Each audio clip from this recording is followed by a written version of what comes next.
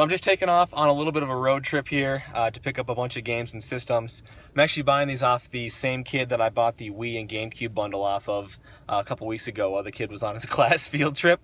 Except this time I'm driving down to meet him. He lives like an hour and 15 minutes south of here. So it's quite the road trip, about a 140-mile round trip. And I'm a little bit nervous, I gotta be honest. He already kind of backed out of this deal with me once earlier in the week. And I don't know. I just got off the phone with him, and he said everything's all good, and we're good to go. So I don't know if this ends up happening. I'll definitely film a pickup video. I'm just crossing my fingers that this isn't all for nothing. What is up, guys? Justin here with a Craigslist pickup video. And as you heard from the beginning clip there, I got all this stuff from the same kid that I bought the Wii and GameCube bundle from a few weeks ago while he was on his class field trip. He had posted another Craigslist ad with a bunch of DS and Game Boy Advance stuff. I also got quite a bit of N64 stuff from him. It was a little bit of a road trip. I had to drive like an hour south to pick this up, but it ended up being totally worth it. So let's check it out. So I'll start out by showing the DS systems that I got with this deal. There was 4 of them actually, 2 blue DSi systems, a crimson red DS Lite, and a blue original DS system. Now he had put in the Craigslist ad that all these systems have something wrong with them, like the DS Lite has a broken hinge, and the DSi's, at least one of them, doesn't even have any shoulder buttons, so that obviously doesn't work. I just kind of disregarded these, honestly. They were just kind of like a bonus in my mind. I didn't factor the DS systems into the value of everything when I was kind of adding it up in my head. But I did get 2 blue Game Boy Advance SP systems. They're both 001 models, and he told me that both of these do work. They are pretty beat up on the outside, but the screens don't look too bad. And I mean, even if just one of these works, I guess I'll be satisfied. There was a couple chargers in here. This one for the SPs, or I think the original DS takes this cord, and then this looks like a DS Lite charger. And there was this Guitar Hero controller in there as well. But I got a ton of games with this deal. Check this out. These are all the boxed DS games that I got here. And then also there was a smaller bag of loose Game Boy Color even, and DS games. So I'll start out by showing the ones that are in their cases. Now, unfortunately, similar to the GameCube games I got from a few weeks ago, like all but 1 or 2 of these DS games are missing their manuals. And I'm convinced this kid just has a stack of manuals like sitting somewhere that he either forgot to include or didn't include for some reason. I should have asked him about it when I was emailing him initially to see if he had like the GameCube manuals and stuff, but I totally forgot about it until after I picked all this stuff up. But I'll start going through these here. I'll try to pick out the 1 or 2 that actually have manuals. But we got Call of Duty Black Ops, Pokemon Heart Gold version. This is one of the better ones in there. It looks like the front artwork is a little bit sun faded. I almost thought that it was printed off at first, but no, it's the legit artwork. So no manual. But that was one of the better ones in there. Mario and Luigi Partners in Time. You got Kingdom Hearts Recoded. I think this one feels complete. Yeah, that was one of the couple that actually was complete. Legend of Spyro: A New Beginning. Kingdom Hearts 358.5 days? Is that what that says? Or divided by 2? I don't know. Call of Duty Modern Warfare Mobilized. Mario Party DS. This one feels a little heavy too. Yep, that one was complete. We got Pokemon Mystery Dungeon Blue Rescue Team. Blue Dragon Plus.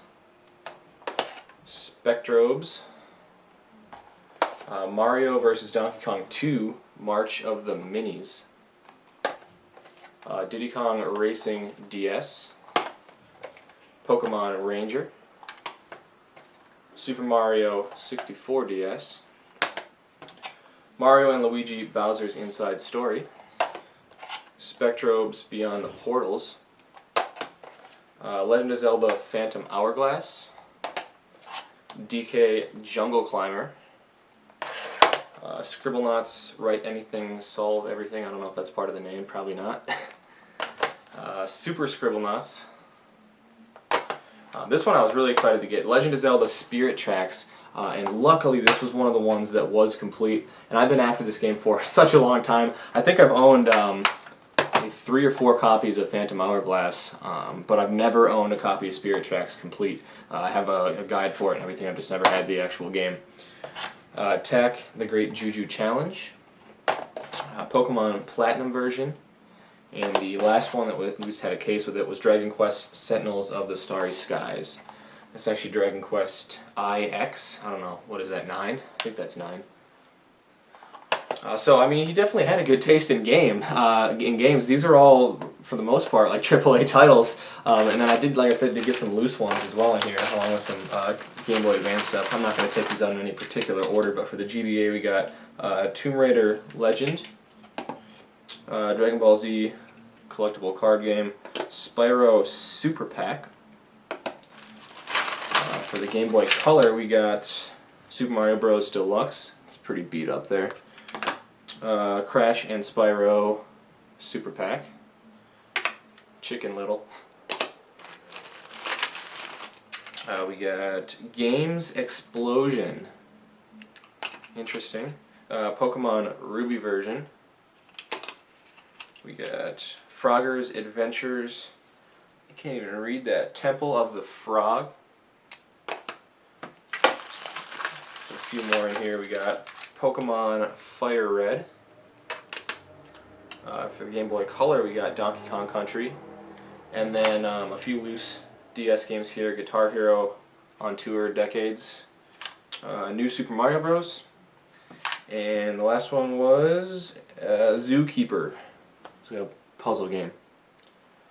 So I was pretty impressed with the selection actually. You know, a little disappointing that most of them were missing manuals, but there's a lot of solid titles in there, and those DS games alone were worth more than I paid for everything. But I still have the N64 stuff to show, so let's move on to that next. So this is the box that he gave me the N64 system in. How depressing is that, right? He took the box for a silver PS2 Slim system and cut the top off of it, and that's what he gave me the N64 system in. I don't know, but anyway, here's the system here. It's just a black system. It did have the expansion pack in there, but unfortunately it's missing the lid here, the cover, so I'll have to find a replacement for that. And then the adapters here is not a first-party AV core, it's one of these multi-purpose ones. And it came with a few controllers as well. This gray controller here that has, it's about the loosest joystick I've ever seen on a controller. And then it came with 2 these crappy Mad Catz controllers. Honestly, this gray controller probably has a better chance of working than either of these Mad Catz controllers do.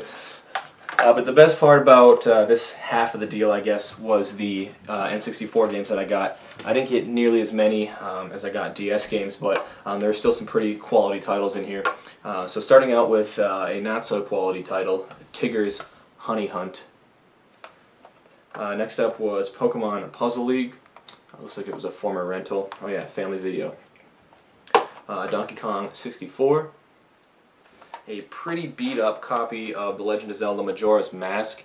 It is the paper label version. Actually, this label's not too bad compared to a couple of these other ones here, like this next one I'm going to show. Legend of Zelda Ocarina of Time. Check that out. Just brutal. I really wish you would have taken better care of these games. I mean, even like the pins and stuff are super crusty. I'm hoping they all even work. They should. I shouldn't have a problem getting them to work. But Super Mario 64, Banjo-Kazooie, Super Smash Bros, and the last one that I got here was Pokemon Stadium 2. So, like I said, not nearly as many N64 games as there was DS games, but at least they were quality titles, despite the fact that they were all, for the most part, pretty beat up.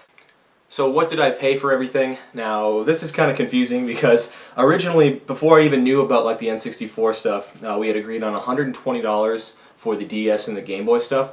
I think he was asking $150 in the Craigslist ad, but I got him down to $120, and he even agreed to meet me like halfway between where I live and where he lived. But that's the deal that he kind of backed out of earlier in the week.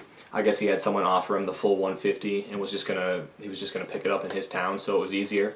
But sure enough, a few days later, I saw him repost the ad, so I contacted him again and just said, "Hey, did you not end up selling it?"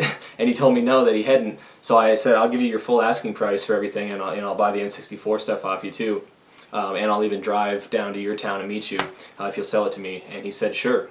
So I ended up giving him the $150 for the DS and Game Boy Advance stuff, and then he was asking another $80 for that N64 stuff, for a total of $230 and a little bit of gas money. I mean, it was like a 2-hour round trip, but even still, I thought that was a pretty solid deal, especially for all the quality titles that I got. It's just a shame that they weren't all, you know, complete or in a little better condition, but anyway, I don't think this kid has any more video game stuff to sell, except maybe the PS2 that was in this box. So who knows, maybe I'll end up with that eventually too, I don't know. But anyway, thank you guys for sticking around and checking out this video, and until next time, take care.